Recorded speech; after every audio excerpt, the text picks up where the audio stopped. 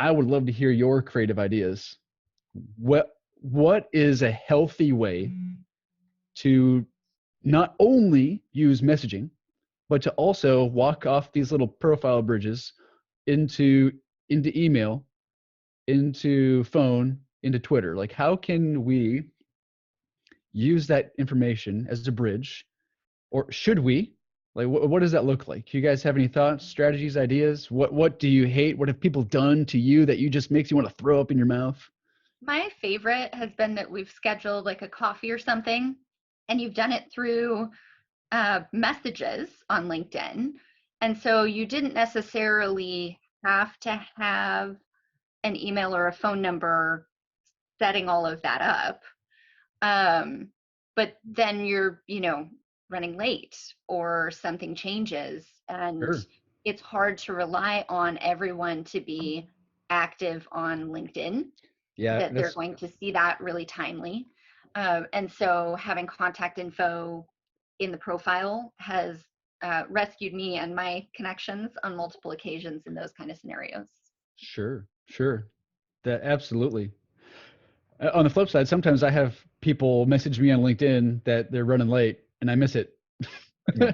too. So it's almost nice to do like this. So like when we have an activity happen for like in our CRM, like, hey, this person wants a message or whatever, we'll actually kind of double over, even if they've asked for an email, like, please email me this, email me your availability.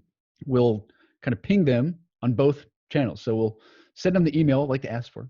And we'll also say, hey, I just emailed you, because I'm not sure what their preferred communication channel is, and it's nice to kind of just do it both places as a safety, Yeah.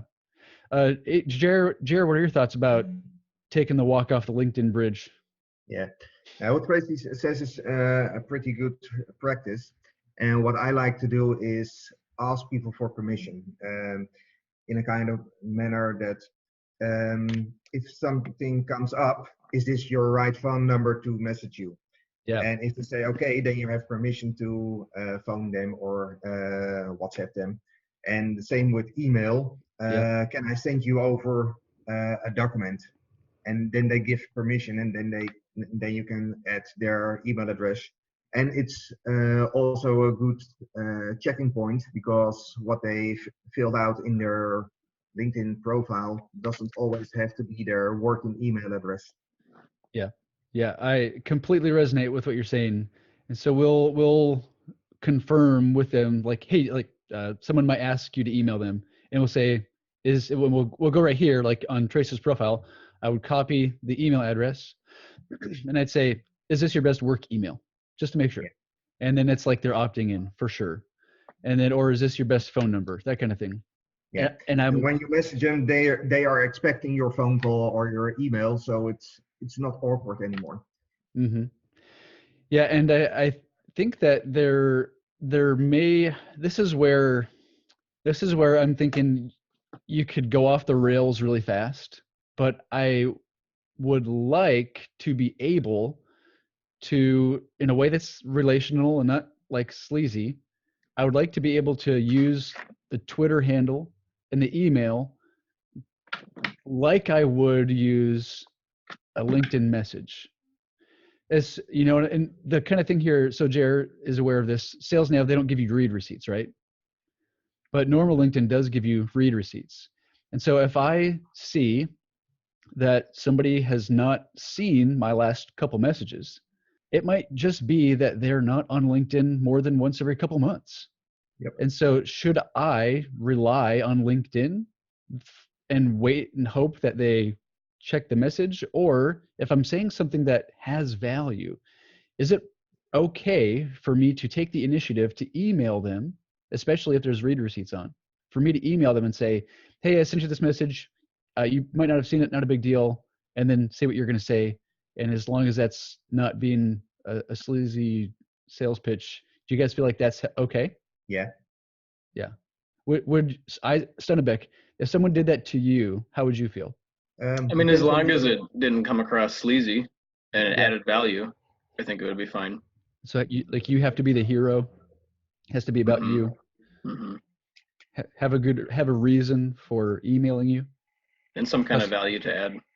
Customized, probably not like you auto add them to the like hi first name blah blah blah blah blah. Has to be, yeah, for sure. What about so Twitter? You can hop over to someone's Twitter and then follow them, right? You could do that. That's another touch point as well. Maybe send them a DM, direct message. But I feel like Twitter is its own thing. Like, what do you think, Abdul?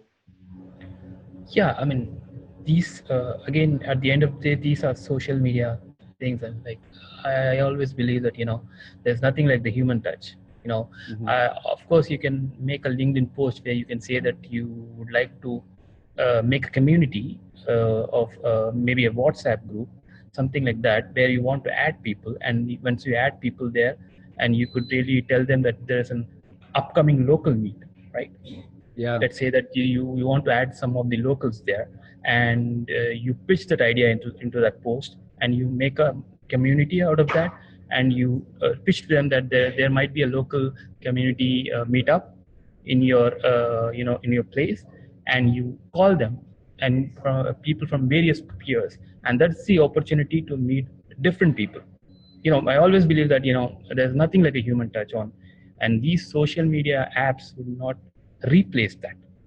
So if you are asking me if there's some a tactic by which we could really should not rely on one particular social media, maybe LinkedIn in this case, I think local meetups is one great idea.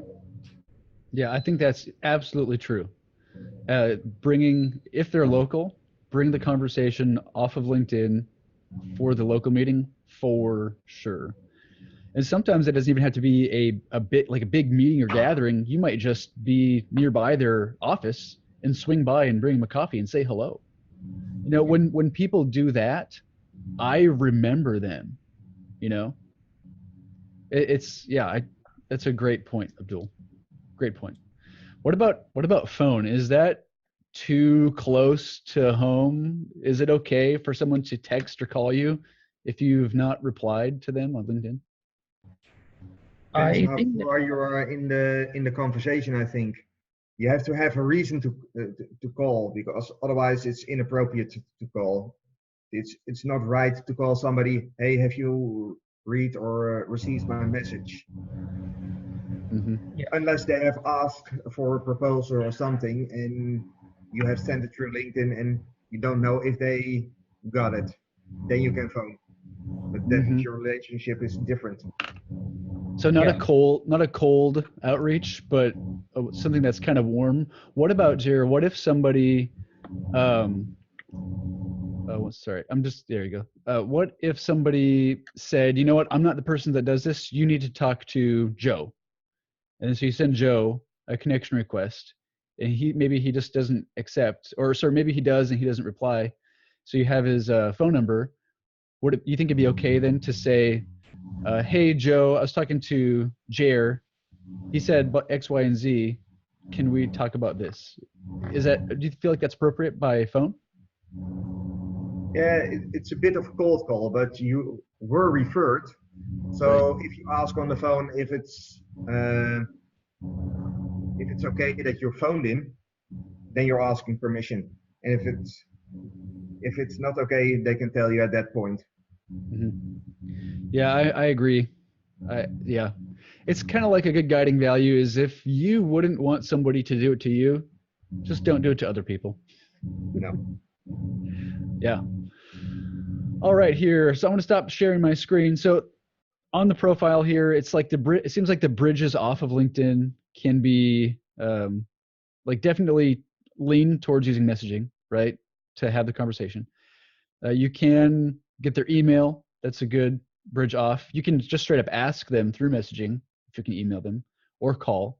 But if they don't opt in there's email, there's phone, and then there's Twitter. I feel like those are the three offs there, unless they tell you something else in messaging, right?